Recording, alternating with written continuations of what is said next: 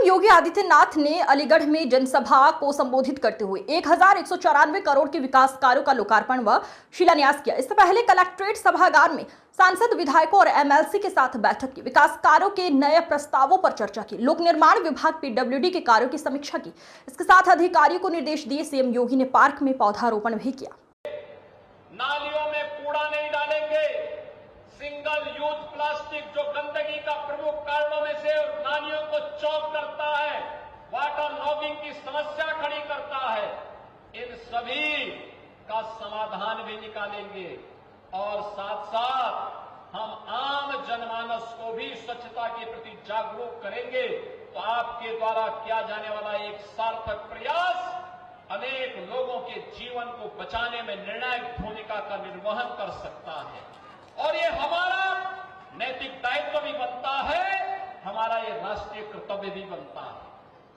अभी हाल ही में आपने देखा होगा, हाल ही में हम लोगों ने उत्तर प्रदेश पुलिस में 60,244 पुलिस कार्मिकों की भर्ती की। अलीगढ़ से भी तो भर्ती हुए होंगे लोग, भर्ती हुए कि नहीं हुए अलीगढ़ से? 1344 भर्ती अकेले अलीगढ़ में हुए हैं। और मैं चाहूंगा कि एक बार 1344 परिवारों को बुला करके, ये जवान तो ट्रेनिंग ले रहे हैं, लेकिन 1344 परिवारों के जीवन में जो एक नया उजाला आया है, एक नया प्रकाश सरकारी नौकरी प्राप्त होने के बाद उन परिवारों में आया है। यहां का संगठन और यहां के जनप्रतिनिधि उन 1350 को विधानसभा वाइज बुला करके सम्मानित करेगा, तो लोगों के मन में एक नया उत्साह का संचार होगा। क्योंकि आने वाले समय में 30,000 नई पुलिस की भर्ती और निकलने वाली है।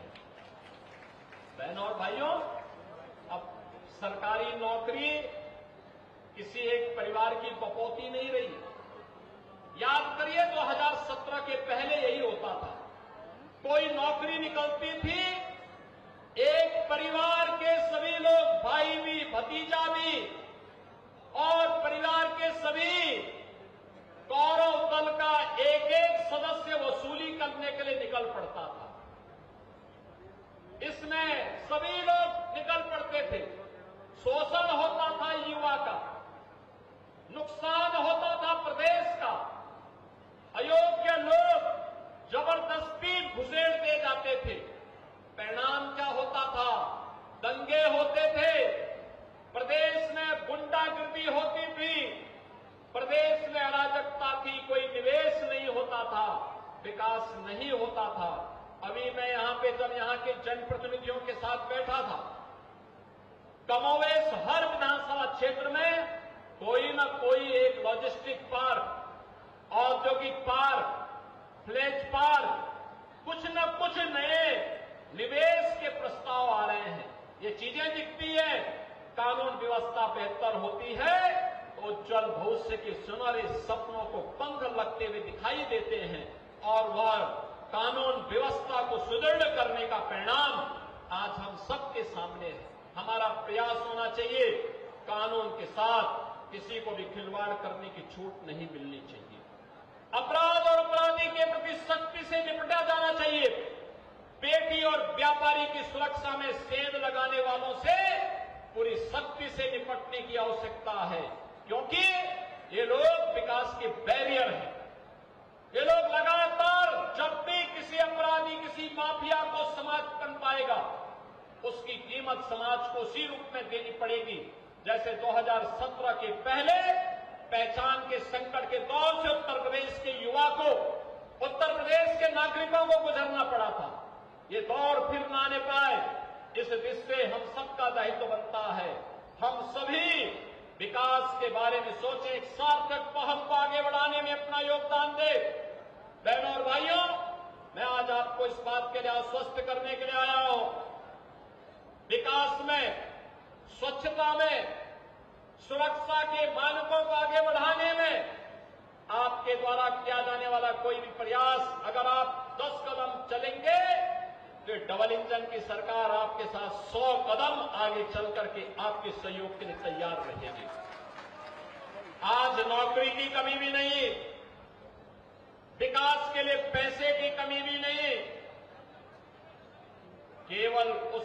पैसे को व्यवस्थित नियोजित करके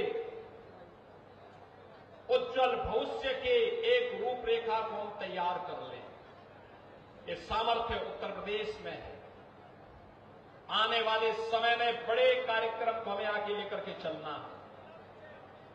याद करना, देश की आजादी का पर्व, देश का स्वाधीनता दिवस 15 अगस्त नजदीक है।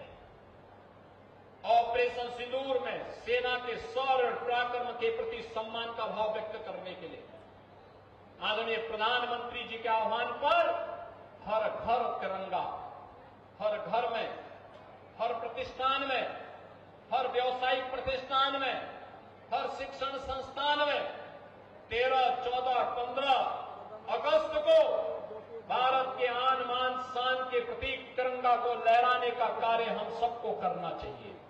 भारत का आन बान शान का प्रतीक तिरंगा हर घर में लहरे। इसके लिए आप जनप्रतिनिधियों से, संगठन के पदाधिकारियों के साथ संपर्क करिए, हर घर में लहराइए। जहां जहां पे स्वाधीनता संग्राम सेनानियों के स्मारक हैं, उसकी सफाई करिए। 14, 15, 16 में वहां लाइटिंग करिए, पुष्पांजलि के कार्यक्रम के साथ जोड़िए, कृतज्ञता ज्ञापित करिए आजादी के उन महान नायकों के प्रति। राष्ट्र की सुरक्षा और देश की आंतरिक सुरक्षा में अपना योगदान देने वाले और अमर बलिदानियों के प्रति कृतज्ञता ज्ञापित करिए। यह आने वाली पीढ़ी के लिए एक नई प्रेरणा है और उस प्रेरणा को माध्यम बना करके हम सब उन्हें सम्मान दें और तिरंगा हम सब की आन बान का प्रतीक बने। इसके लिए हम सबको अभी से लग करके उसकी तैयारी करनी चाहिए। उससे पहले अलीगढ़ हर नगर निकाय और हर ग्राम पंचायत में स्वच्छता का एक बृहद अभियान चले।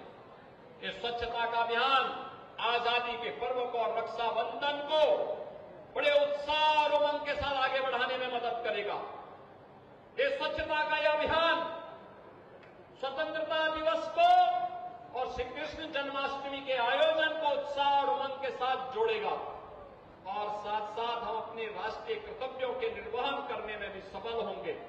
आज के इस अवसर पर जब यहां अलीगढ़ को ये 957 करोड़ रुपए की सौगात प्राप्त हो रही है, बहनों और भाइयों, मैं एक बार फिर से रक्षाबंधन और श्री कृष्ण जन्माष्टमी के इन सभी पर्वों के पूर्व इस उपहार के लिए अलीगढ़ वासियों को, अलीगढ़ के सभी नागरिकों को हृदय से बधाई देता हूं।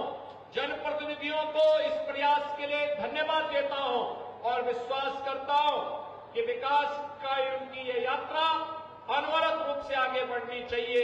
आप सबके प्रति मेरी मंगल में शुभकामनाएं हैं। धन्यवाद। जय हिंद।